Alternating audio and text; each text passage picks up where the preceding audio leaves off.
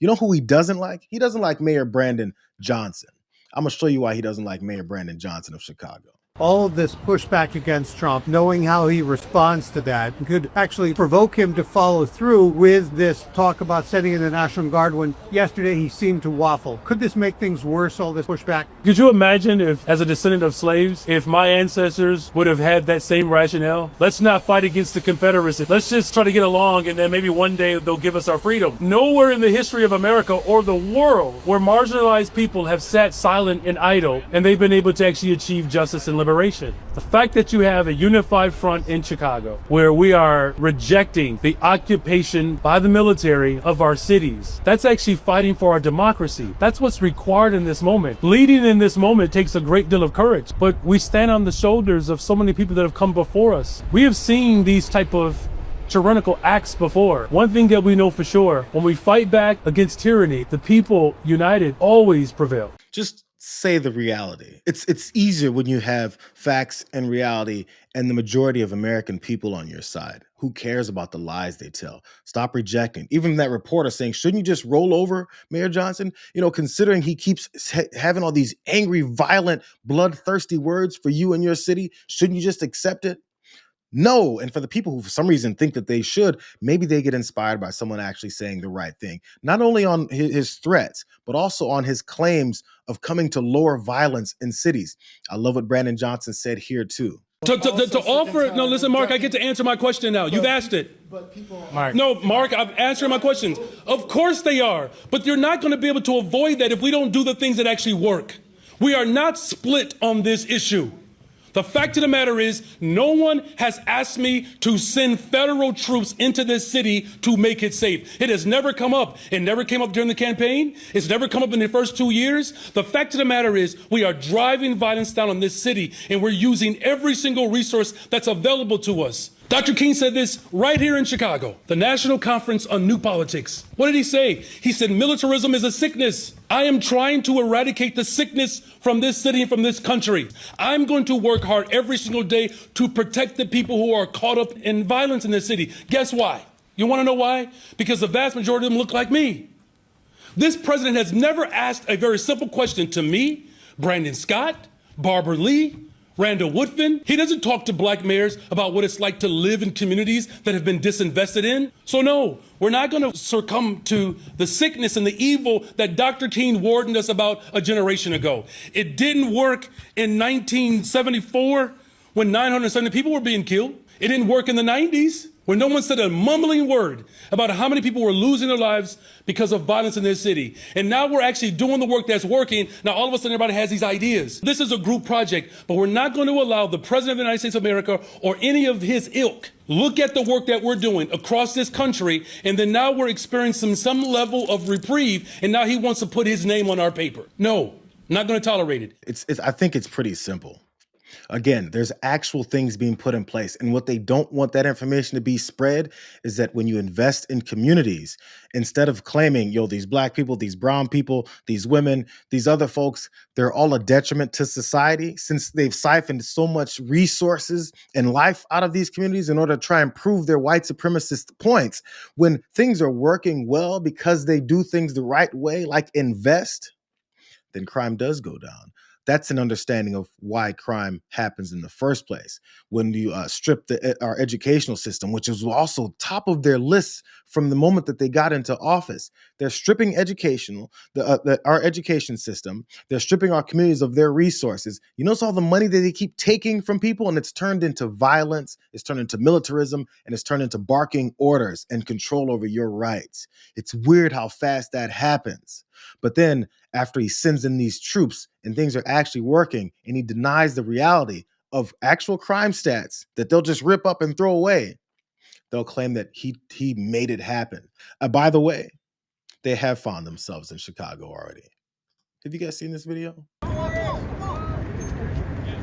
him! Watch out! Watch out!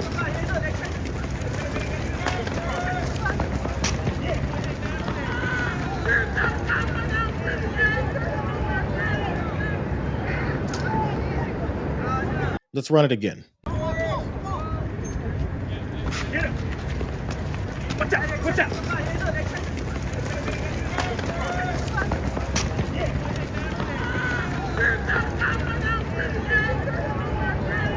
ultimate losers.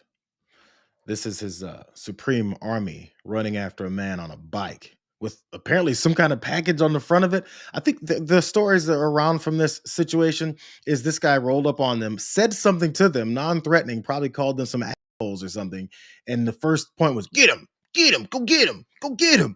And there's 15 to 20 of these fucking losers who can't even catch up with this guy on a bike. They're within 3 to 4 feet of him so many different times. But these, flatfoots can't do anything about it. It's a damn shame. So that's in Chicago. This president wants to say things directly about these situations that have nothing to do with quelling any violence. Matter of fact, what do you think this means when he posts, Border Patrol will take no nonsense? And he, of course, posts something from the Blaze. Here, let's watch what Donald Trump, the president of the United States, is cheering for in Chicago.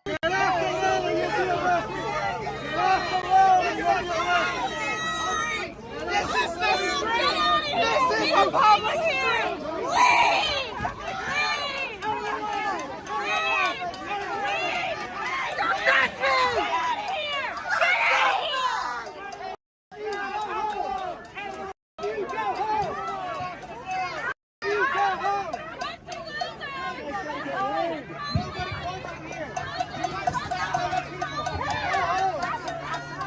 Get home!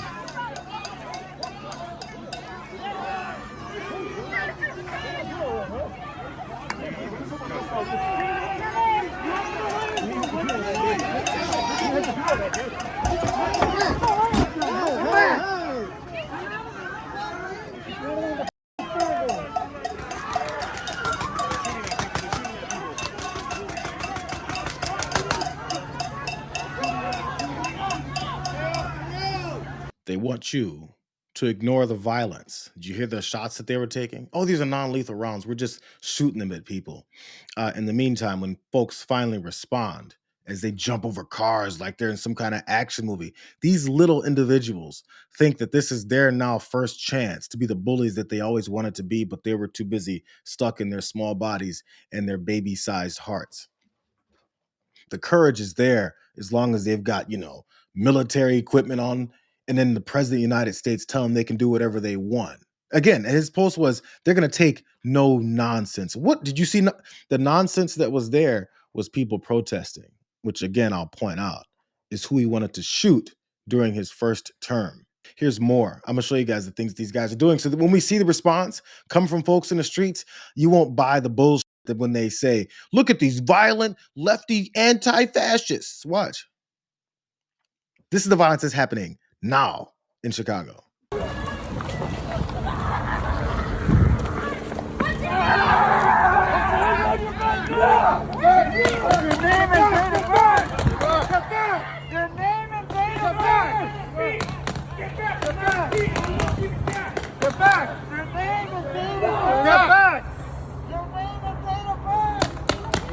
Get back! Get back! Get back!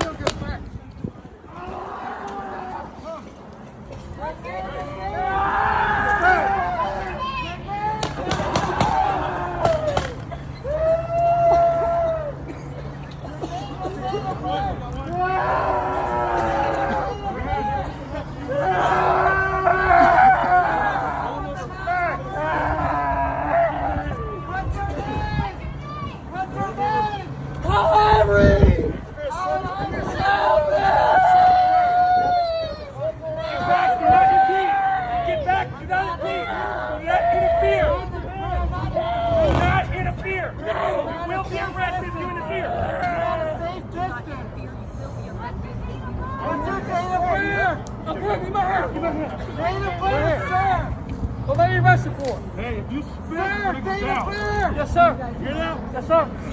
Alan, date of birth. Date of birth. What's your name? Date of birth. What's your birthday? Help me. Alan, date of birth. 9199.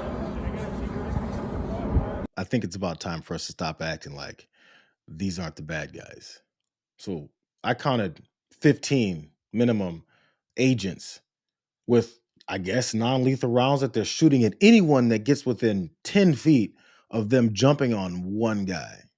Did they explain who this one guy is? Was he some kind of kingpin? Had he murdered 100 people? Was he a serial killer? Or did he just leave the scene of a murder that he just killed a bunch of? Did he just run his truck into like a church of Jesus Christ of Latter-day Saints? And did he then set fire to it? Did that happen right here? Or did that happen from one of Donald Trump's supporters as he murdered folks inside of a church? But they've got 15 to 20 agents who are shooting at innocent bystanders who are witnessing and trying to document the Gestapo that's running through this country. That's their job. And just like any other fascist, you have to understand this. They're also going after people who are directly involved in the media, who are reporting these things. They want to keep it hidden. There's this reporter who apparently took some rounds from some of these agents. She posted on her page, an ICE agent took a direct shot at my car today, absolutely unprovoked. My window was open and chemicals went all over my face.